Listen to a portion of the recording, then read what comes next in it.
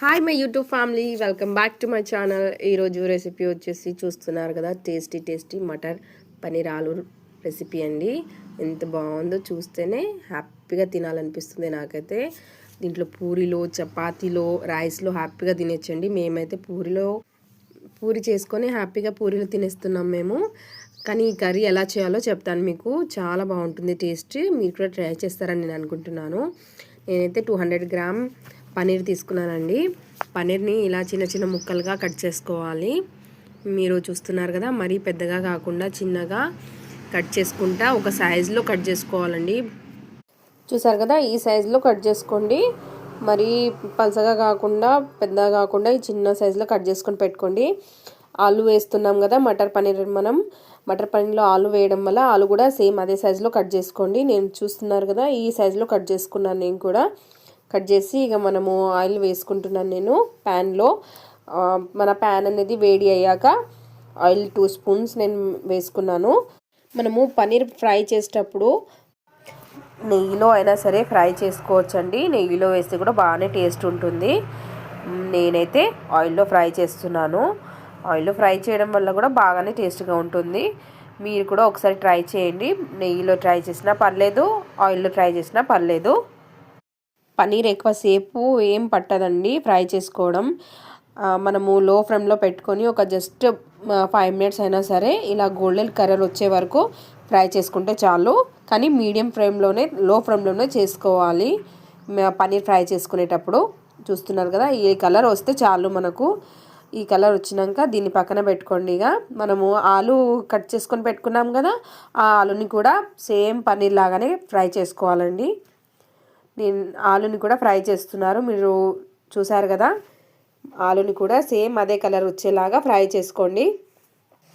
ఆలుని కూడా మీడియం ఫ్లేమ్లోనే చేసుకోవాలి. ఆలు చూసారు కదా, ఆలు కూడా సేమ్ అదే కలర్, గోల్డెన్ కలర్ వచ్చేసిందండి. అయితే నేను ఆ తర్వాత ఆలుని కూడా మనము తీసేస్తున్నాము. ఒక ప్లేట్లో పక్కన పెట్టుకోవాలి. ఈ ఆలు పన్నీర్ ఇవి రెండైతే ఇలా ఫ్రై చేసుకొని పెట్టుకున్నాను నేను. మీరు పన్నీర్ సేమ్ అదే కలర్లో ఉంది, నా ఆలు కూడా అదే సేమ్ కలర్లో అయింది కదా. ఆ తర్వాత నేను కడాయి పెట్టుకొని కడాయిలో ఒక 1 స్పూన్ ఆయిల్ వేసుకున్నానండి. నేను ఉల్లిపాయలు కట్ చేసుకున్నాను, 2 పెద్ద సైజులో ఉల్లిపాయలు. ఆ ఉల్లిపాయలు వేసుకొని ఫ్రై చేసుకోండి ఒక నిమిషం పాటు. కొద్దిగా కలర్ బ్రౌన్ అయ్యేంత వరకు ఫ్రై చేసుకోండి. చూసారు కదా, ఈ కలర్లో వచ్చేంత వరకు ఫ్రై చేసుకుంటే చాలు. ఆ తర్వాత దీన్ని మనం గ్రైండర్ చేసుకోవడానికి మనం గ్రైండర్ గిన్నెలో వేసుకోవాలండి. ఆ తర్వాత 2 పెద్ద సైజువి టమాటాలు తీసుకున్నాను నేను. టమాటాలని కూడా కట్ చేసుకొని మన గ్రైండర్లో వేసుకోండి. గ్రైండింగ్ చేసుకోవాలి దీనికి పేస్ట్ లాగా. నేనైతే 2 పెద్ద సైజువి తీసుకున్నాను. ఒక 5-6 కాజుని తీసుకోండి, టేస్ట్ బాగుంటుంది కాజు వేయడం వల్ల. 5-6 కాజు ముక్కలు, ఒక 2 యాలకులు వేసుకొని గ్రైండర్ చేసుకోండి. గ్రైండర్ చేసుకొని పక్కన పెట్టుకున్న తర్వాత మళ్ళీ మనము ఒక ప్యాన్లో ఆయిల్ వేసుకొని బిర్యానీ ఆకు, గరం మసాలాలు అన్నీ వేసుకొని ఇలా ఆయిల్లో కొద్దిసేపు అది ఫ్రై అయ్యేలా మీడియం ఫ్లేమ్లో పెట్టేయండి. 1 నిమిషం పాటు ఫ్రై చేసుకోండి. ఆ తర్వాత అల్లం వెల్లిగడ్డ వేయాలి కదా మనం. అల్లం వెల్లిగడ్డ అనేది ఆయిల్లోనే కొద్దిగా ఫ్రై చేసుకున్నారనుకోండి టేస్ట్ బాగుంటుంది. ఏ కర్రీలో అయినా సరే అల్లం వెల్లిగడ్డ అనేది ఆయిల్లో కొద్దిగా ఫ్రై అయితేనే బాగుంటుంది. 1 నిమిషం పాటు ఫ్రై చేసుకోండి, కలర్ కొద్దిగా చేంజ్ అయ్యే వరకు అల్లం వెల్లిగడ్డ పేస్ట్ అనేది. చూసారు కదా, ఈ కలర్లో వచ్చినాక మనం గ్రైండర్ చేసుకున్నాం కదా ఉల్లిపాయలు, టమాటాలు, ఆ పేస్ట్ని మనం ఆయిల్లో వేసుకొని కొద్దిసేపు పాటు మీడియం ఫ్లేమ్లో ఇలా బాగా ఫ్రై చేసుకోవాలండి. ఇలా ఫ్రై చేసుకుంటూ ఉంటే మసాలా అనేది టేస్ట్ చాలా బాగుంటుంది. ఆ తర్వాత టేస్ట్కి సరిపడేంత ఉప్పు వేసుకోండి. నాకు టేస్ట్కి సరిపడేంత ఉప్పు నేను వేసుకున్నానండి. మీరు తక్కువ తింటే తక్కువ వేసుకోండి, సమానం తింటే సమానం వేసుకోండి. నేను ఉప్పు వేసుకున్నాక కూడా బాగా కలుపుకున్నాను కదా, మీరు కూడా బాగా కలుపుకోండి. ఆ తర్వాత పసుపు వేసుకున్నానండి. మసాలా అనేది లో ఫ్లేమ్లోనే ఆయిల్లో బాగా ఫ్రై చేసుకోవాలండి. ఫ్రై అయితేనే టేస్ట్ బాగుంటుంది. ఇంకా పన్నీర్ కర్రీలో ఎక్కువ కారం వేస్తే అంత టేస్ట్ బాగుండదండి, లైట్గానే వేసుకోవాలి.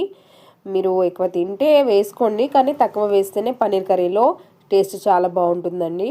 మేమైతే టేస్ట్కి సరిపడినంతనే కారం వేసాము, ఎక్కువ ఏం వేయలేదు. మీరు కూడా సమానం వేసుకోండి మీ టేస్ట్కి సరిపడేంత.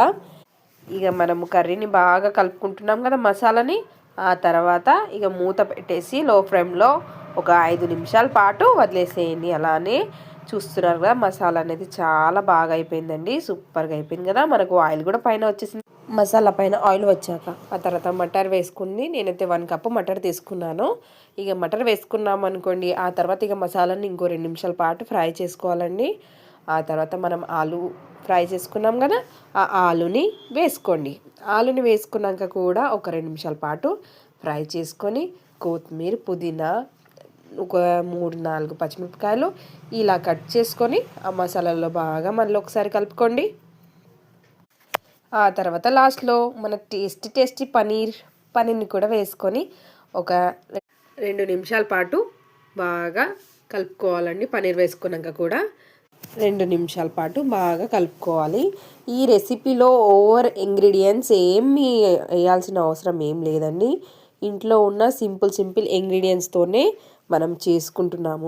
మీరు చూసారు కదా, మనం ఇంట్లో ఉన్న దాంతోనే ఇలా హ్యాపీగా మటర్ పన్నీర్ ఆలు చేసుకుంటున్నాము. ఆ తర్వాత ఒక 1/2 గ్లాస్ అంతా వాటర్ వేసుకోండి. నేనైతే ఎప్పుడు తినాలా అని వెయిట్ చేస్తున్నాను, కర్రీ ఎప్పుడైపోతుందో అని. పనీర్ చూసారా, పనీర్ ముక్క ఎంత బాగా అనిపిస్తుందో, చాలా టేస్టీగా ఉంటుంది. మీరు కూడా ట్రై చేయండి. 1/2 గ్లాస్ వాటర్ వేసుకొని ఒక 5-10 నిమిషాల పాటు ఇక మీడియం ఫ్లేమ్లో పెట్టేయండి. కొద్దిగా పైనుంచి కొత్తిమీర ఇలా వేసేసుకున్నారనుకోండి, చాలు, మన పనీర్ కర్రీ అనేది అయిపోయింది. ఒక 2 నిమిషాల పాటు ఇలా కలుపుకొని మీరు కర్రీ అనేది రెడీ అయిపోయింది. పూరీలో, చపాతీలో, అన్నంలో ఈ హ్యాపీగా తినేయచ్చండి. చాలా టేస్టీగా ఉంటుంది. మీరు కూడా ట్రై చేస్తారని నేను అనుకుంటున్నాను. Thanks for watching my videos. Thank you so much. నేనైతే పూరీలో తింటున్నాను. ఇలా చిన్న సైజులో పూరి చేసుకొని హ్యాపీగా తినేస్తున్నాను. మీరు కూడా ట్రై చేసి తింటారని నేను అనుకుంటున్నాను. Thanks for watching my videos. Thank you.